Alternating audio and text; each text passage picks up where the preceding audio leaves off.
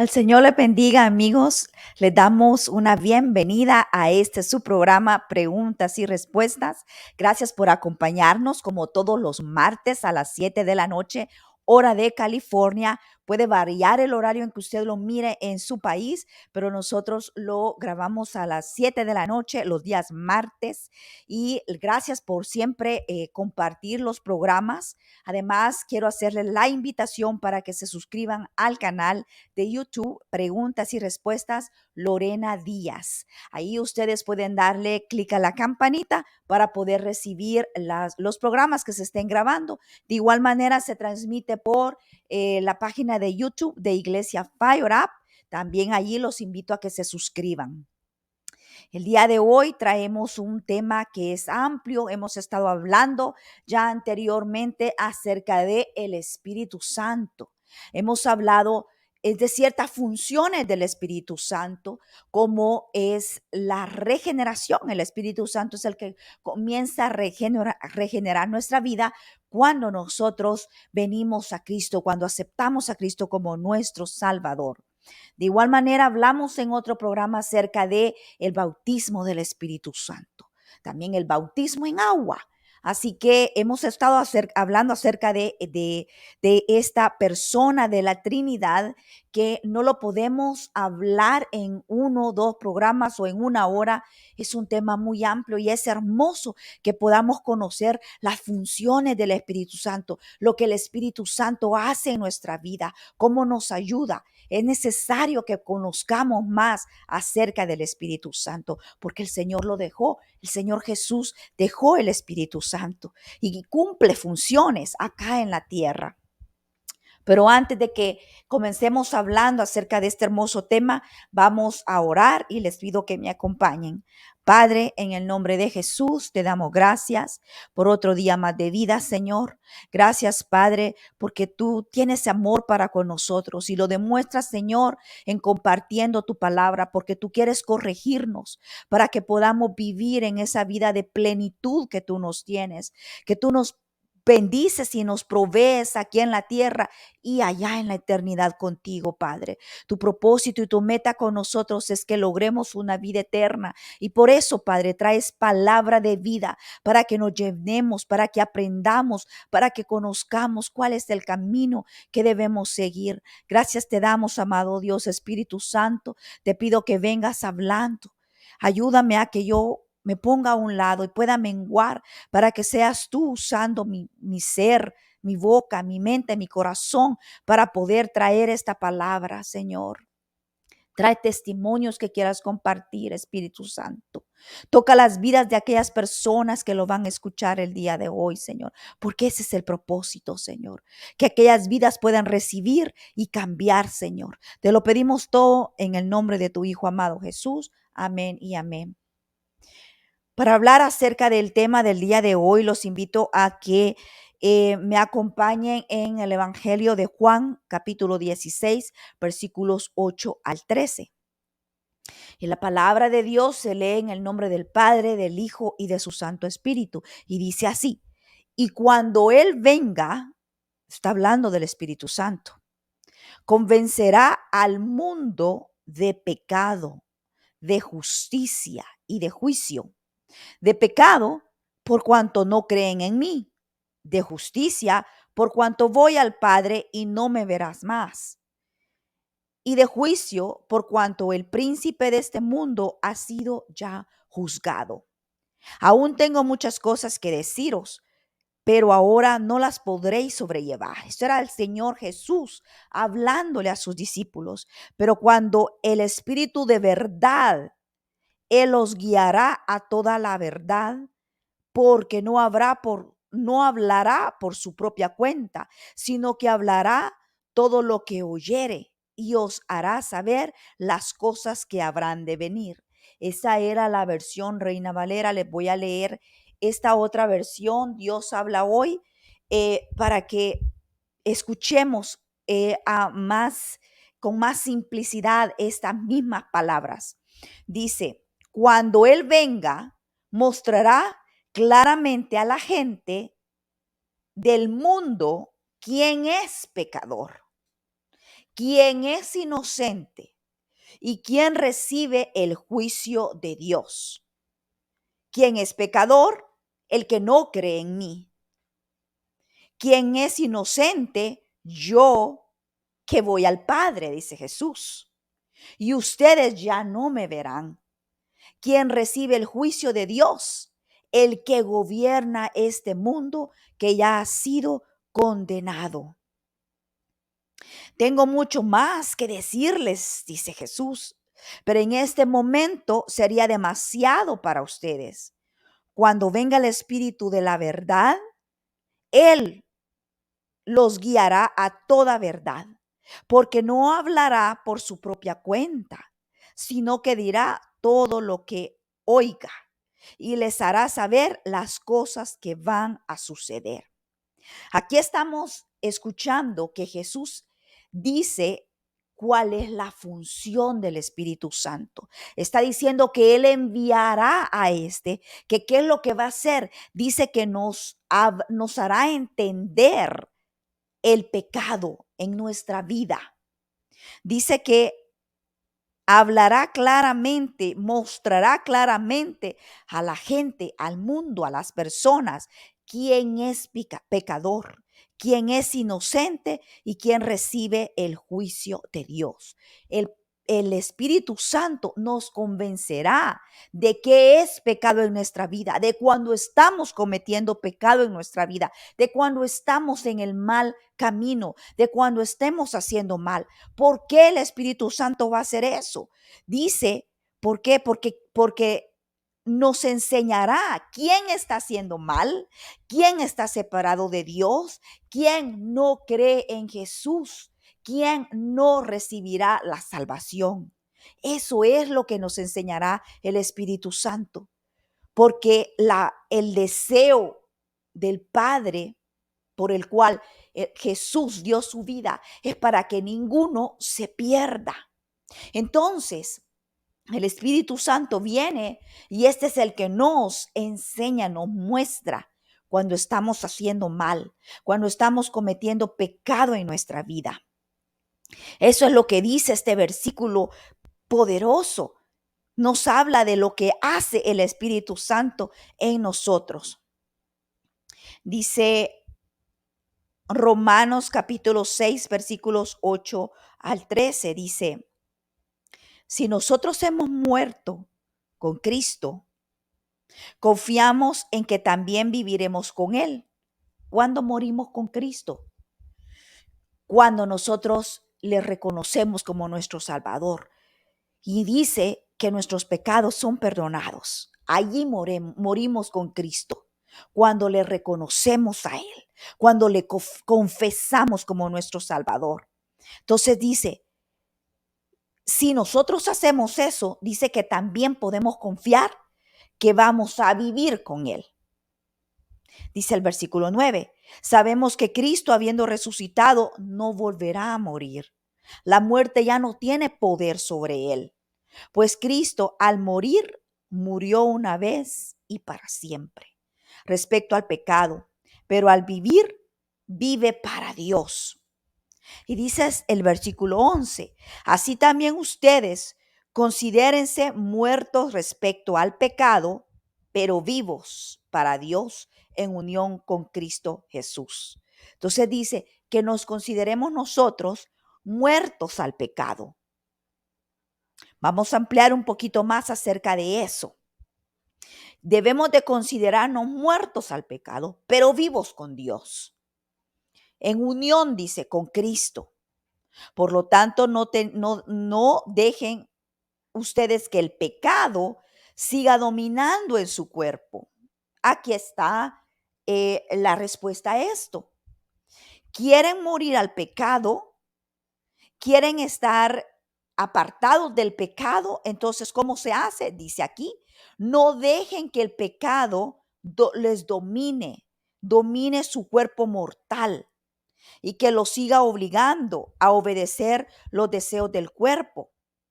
No entreguen su cuerpo al pecado como instrumento, dice, para hacer lo malo. Al contrario, entréguense a Dios como personas que han muerto y han vuelto a vivir, y entréguele su cuerpo como instrumento para hacer lo que es justo ante Él. En estos versículos se nos está diciendo que para estar vivos con Dios debemos de morir al pecado. ¿Cómo hacemos morir el pecado? Cuando nosotros aceptamos a Cristo, dice que nacemos de nuevo y nuestros pecados son perdonados. Pero dice que también nosotros debemos de apartarnos ya a seguir viviendo la misma vida que vivíamos antes, apartarnos nosotros del pecado. El Espíritu Santo va a venir y nos va a redarguir y nos va a enseñar y nos va a mostrar el camino correcto. Pero nosotros también debemos de apartarnos de ese pecado, decía en ese versículo. Debemos de dejar de hacer lo malo y debemos de entregarnos a Dios. En otros versículos habla que debemos de dejar morir la carne. ¿Por qué? Porque el pecado está en la carne, en este cuerpo mortal, dice. Ahora, según Pablo, es complacerse, ocuparse y hallar satisfacción en sus deseos corruptos como inmoralidad sexual, adulterio, odio, rivalidades, ira, obscenidad, afición a la pornografía, dependencia a las drogas, placer mental y emocional derivado de escenas sexuales. Esto es vivir en la carne. Esto es complacer nuestra carne al pecado.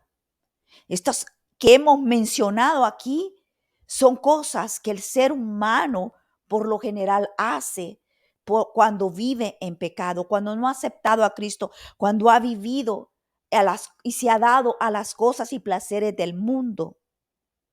Y vean las cosas que se mencionan: odio, rivalidades, porque algunos podríamos pensar que cosas grandes son pornografía, drogas, alcohol, pero no únicamente esas cosas son pecado, ni únicamente esas cosas se mencionan de las que nosotros nos debemos apartar. También odio, también rivalidades, también la ira, que es algo que muy fácil nosotros podemos llegar a tener o llegar a dejar que reine en nuestro cuerpo. Que cualquier cosa nos encienda, que cualquier cosa nos incite a la violencia, también la ira. Rivalidades, ¿de dónde provienen las rivalidades? Provienen de la envidia.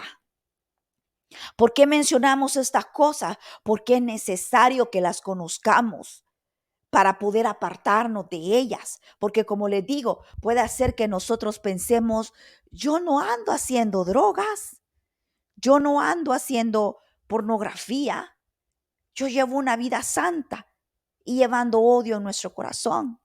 Yo llevo una vida santa y llevando envidias en nuestra vida. Entonces es necesario que conozcamos las cosas que se consideran pecado y de las que Dios quiere que nos apartemos, de las que el Espíritu Santo nos va a convencer y nos va a hacer que nos vayamos apartando, porque nos va a redarguir, nos va a enseñar: esto está mal, esto no lo debes de tener. Adulterio. ¿Conoce usted alguna persona que haya vivido en adulterio o esté viviendo en adulterio? A lo mejor tú mismo estés viviendo en adulterio. Sabes que está mal, pero a lo mejor no creas que lleva al extremo de que puedas perder la salvación. Y aquí nos dice que sí, porque son pecados y son cosas que nos apartan de la vida santa que Dios quiere que llevemos. Pueda que tú estés viviendo en adulterio. Y déjame decirte que si ahorita el Señor viene o nos quita la vida y alguien está viviendo en adulterio, eso te aparta de la eternidad que Dios te ofrece. La vida eterna, la vida santa, la vida salva, lo que Dios quiere darte, te aparta de eso. Entonces, por esa razón, sí es necesario que hablemos de esto. Cuando yo estaba estudiando esta palabra, yo decía, a lo mejor nada más los menciono en general, como lo acabo de hacer, pero sentía del Señor que era necesario profundizar un poquito y hablar un poquito de cada una de ellas. ¿Por qué? Porque puede hacer que nosotros estemos viviendo en eso. Y creamos que no estamos haciendo nada del otro mundo, porque el vecino lo hace, porque aquel lo hace. ¿Por qué tiene que ser algo tan malo si el mundo lo hace? Si las personas lo hacen y no se miran mal. Si aquel artista lo hace y al contrario se ve re bien aquel artista haciendo eso, ¿por qué yo no? Por eso vamos a indagar un poquito más en estos pecados. Vamos a indagar un poquito más y vamos a ir a leer Gálatas capítulo 5, versículo 21. Dice,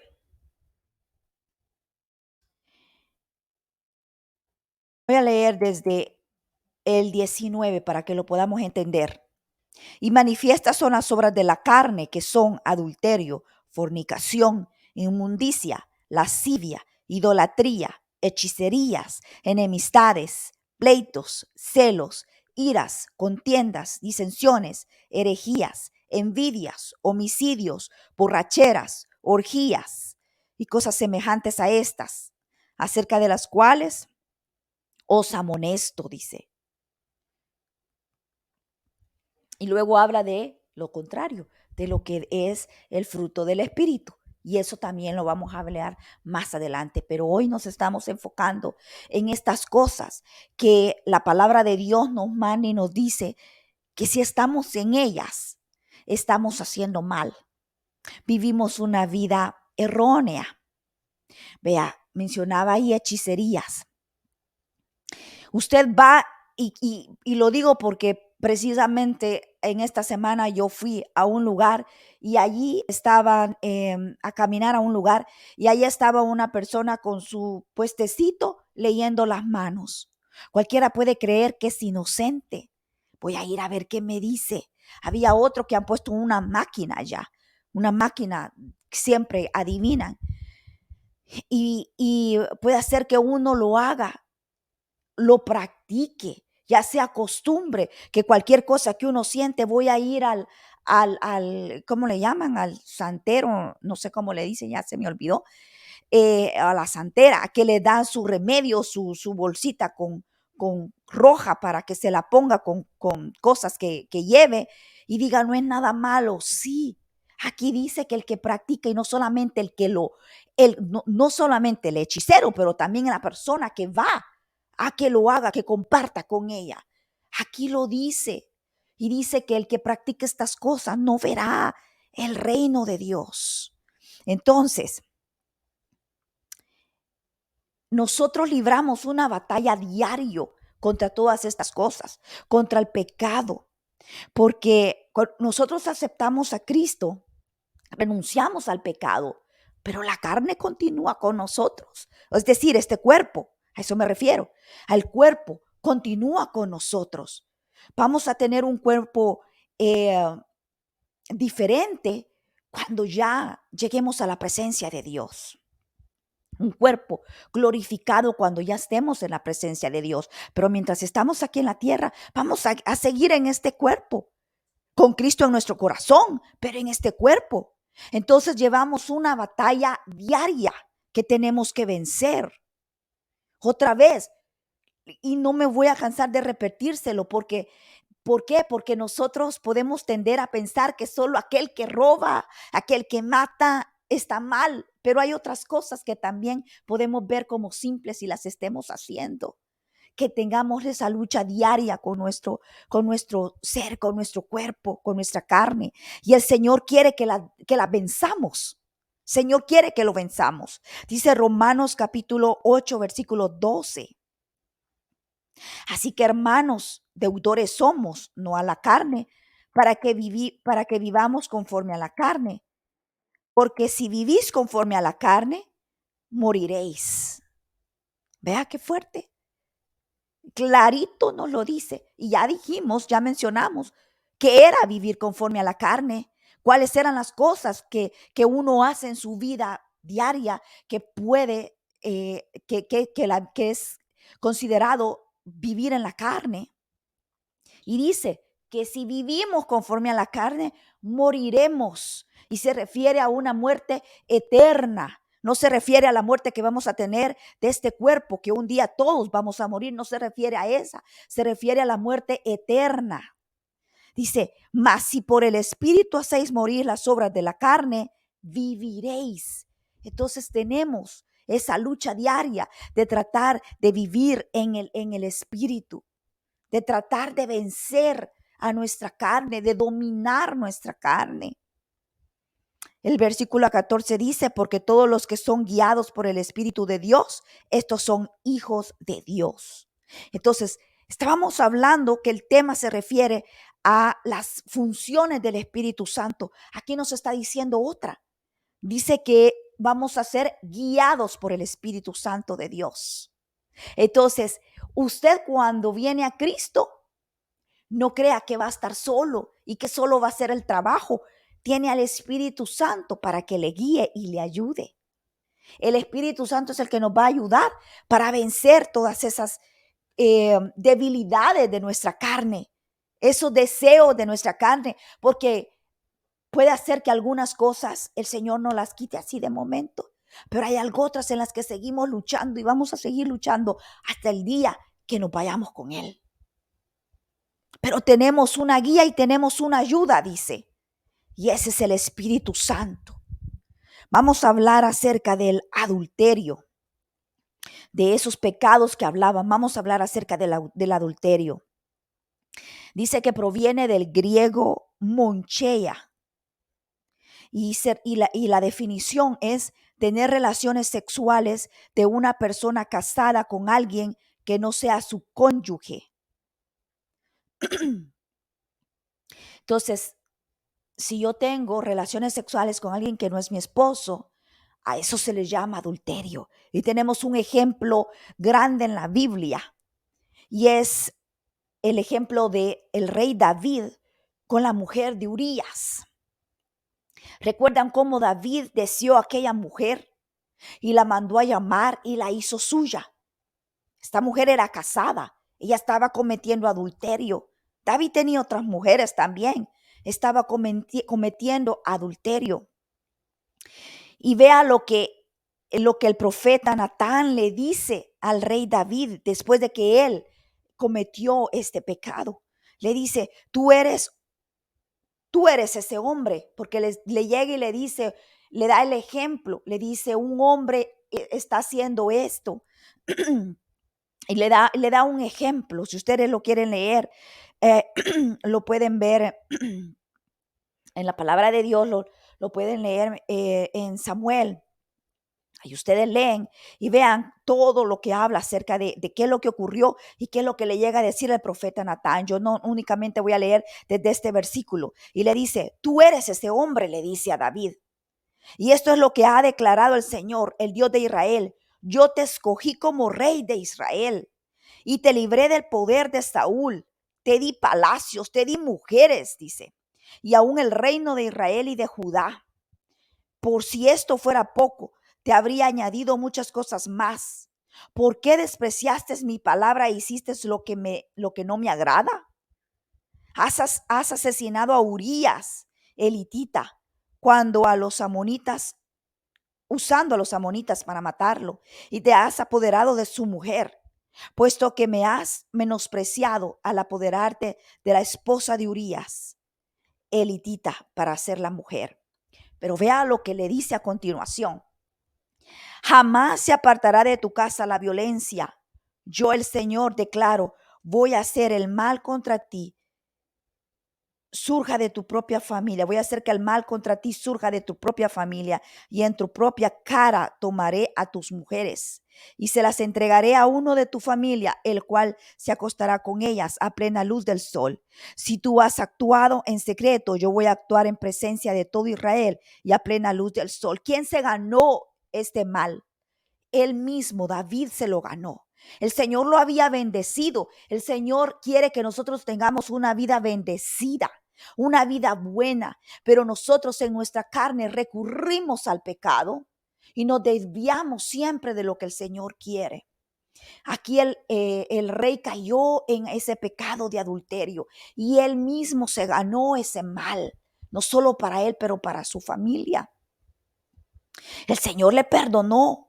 Dice que el Señor lo perdonó porque él se arrepintió, pero él se ganó ese mal. Entonces, quería que escucháramos de un ejemplo claro y vivo en la palabra de Dios para que veamos que el mal nosotros no lo podemos ganar si estamos cometiendo ese pecado de adulterio. Si tú estás viviendo en este momento en adulterio, te estás ganando el mal. Pero hay esperanza porque tú puedes arrepentirte y pedir perdón y salirte de ese pecado. Porque leíamos en unos versículos antes, en otro capítulo y en otro versículo que estábamos leyendo, que decía que si practicamos esas cosas, ¿a dónde vamos? A morir. No solamente te vas a ganar mal aquí en la tierra, si no, vamos a morir, dice, si practicamos el adulterio. Y ya vimos la definición de lo que es adulterio. El Señor quiere que en esta noche hagamos conciencia de estos pecados, porque puede ser que los estemos viviendo o puede ser que a alguien cercano tuyo lo esté viviendo y tú puedes aconsejarle, tú puedes hablarle con esta palabra y enseñarle de qué se va a perder si continúa así, si el Señor lo llama en ese momento o le quita la vida y no está listo. Otro pecado del que hablaba Gálatas dice que es la fornicación. En el Antiguo Testamento hay diversos significados acerca de la fornicación, de cómo se aplica la fornicación. Uno de ellos dice que es diversos actos de inmoralidad sexual, especialmente la condición de ramera o prostituta, dice. Los pueblos vecinos de Israel practicaban el culto a la fertilidad, donde la prostitución era parte de esa adoración. O sea, ellos usaban la prostitución para adorar a dioses. Esto lo lleva a describirse como prostitución, como la prostitución, como adoración a otros dioses. ¿Recuerdan cuando Dios les decía al pueblo de Israel que se había prostituido? Porque estaba adorando a otros dioses. Entonces tiene varios significados. Entre ellos está la inmoralidad sexual, dice. También la adoración a otros dioses se considera como prostitución, porque el pueblo se estaba prostituyendo con otros dioses. ¿Por qué prostituyendo? Porque nosotros somos la novia de Cristo. Entonces, al irnos a la adoración a otros dioses, entonces nos estamos prostituyendo, dice. Dice Primera de Corintios capítulo 6, versículo 18. Huir de la fornicación. Todos los demás pecados que un hombre comete están fuera del cuerpo, pero el fornicario peca contra su propio cuerpo. Vea qué tremendo, que cuando nosotros cometemos fornicación contra nuestro propio cuerpo, lo estamos cometiendo. Recuerda que nosotros somos templo del Espíritu Santo. Entonces, si nosotros estamos cometiendo fornicación contra este templo, contra este cuerpo, lo estamos provocando, dice.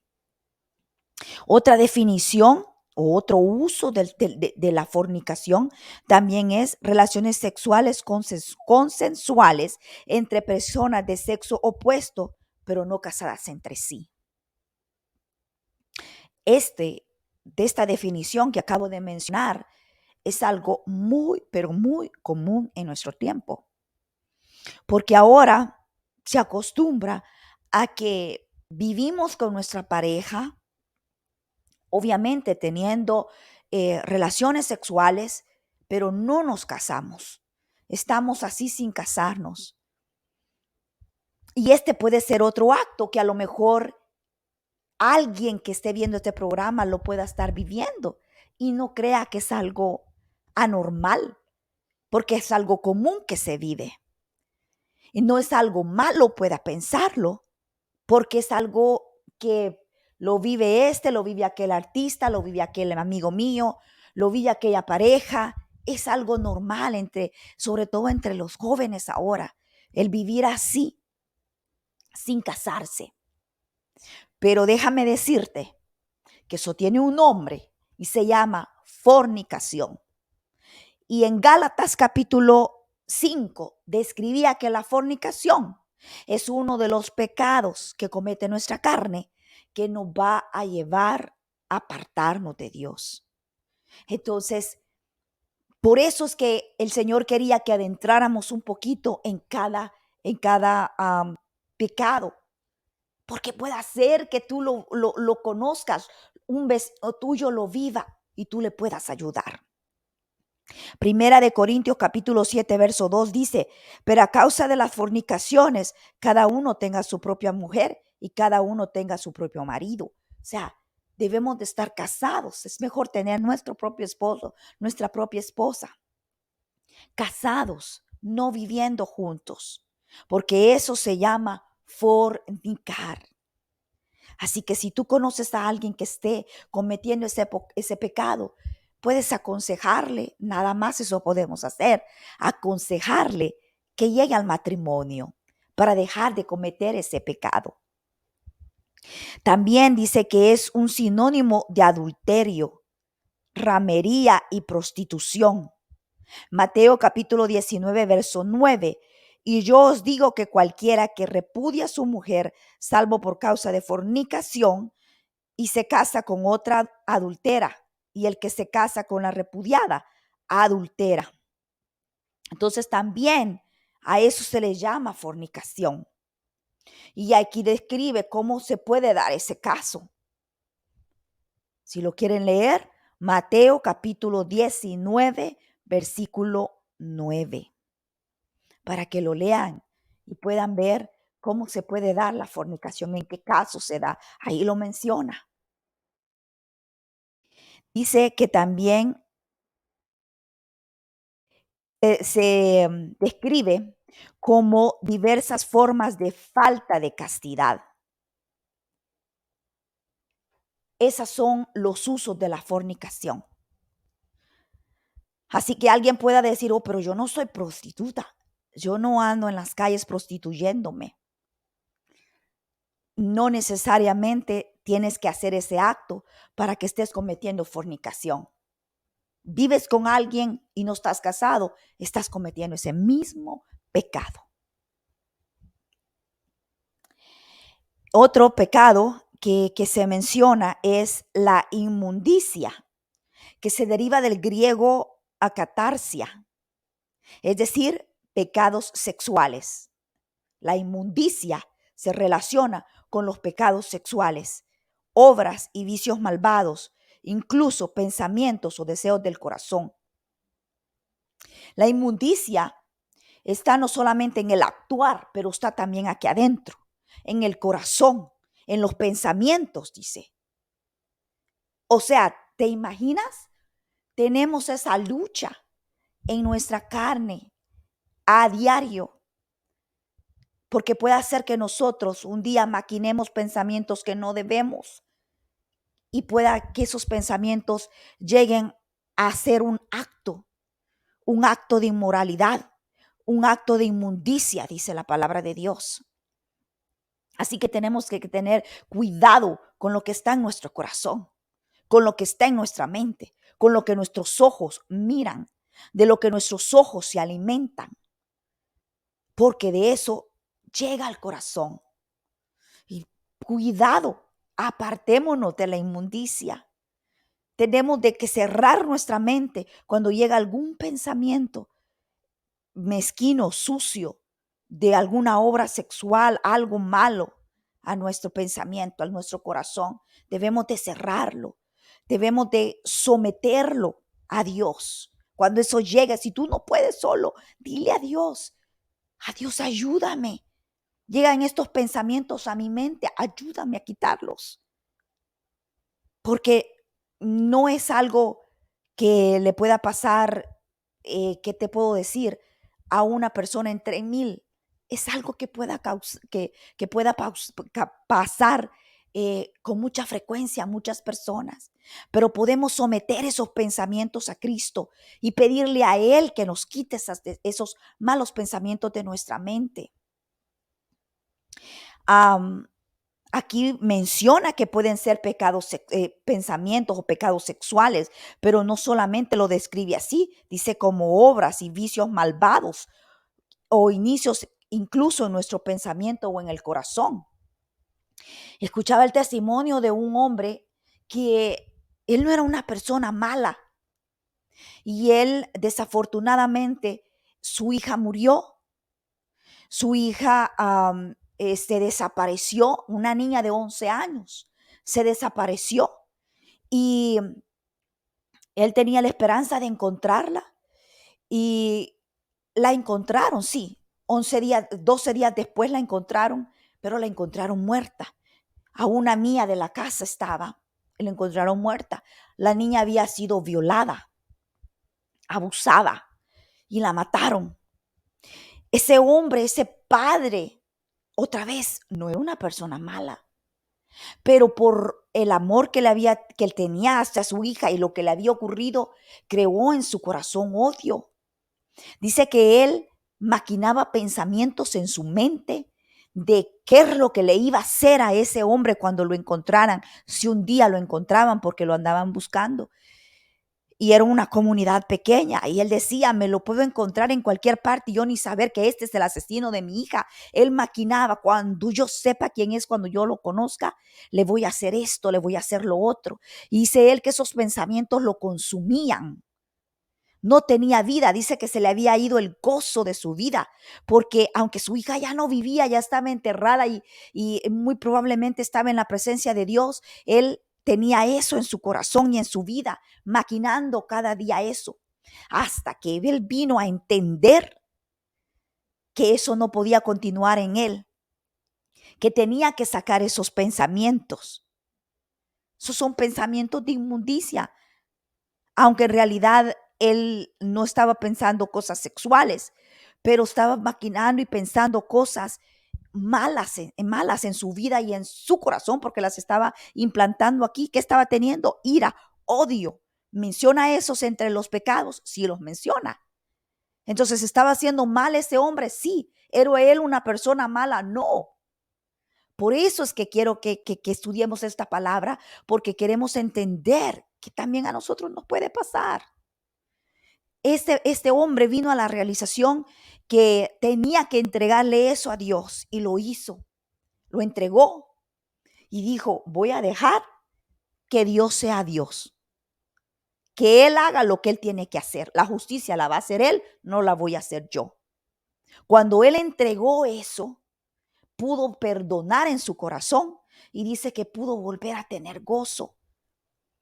Pudo volver a poder experimentar gozo en las cosas más simples y más sencillas, en los pájaros, en la luna, en el sol, de mirarlos, que antes no lo tenía porque estaba su corazón lleno de odio y de ira. Entonces, ¿quién le ayudó a sacar eso? Dios, porque lo entregó de la misma manera que yo te digo ahora a ti. Si tú estás luchando con eso o con otro pecado en tu vida y no puedes, entrégaselo a Cristo y dile a Él que te ayude, que Él lo va a hacer. Él no desprecia oración, lo dice su palabra, que Él no desprecia la oración del justo. Así que te escuchará y te librará de esa opresión.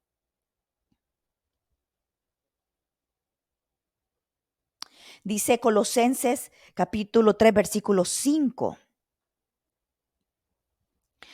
Hagan pues morir todo lo que hay de terrenal en ustedes, dice.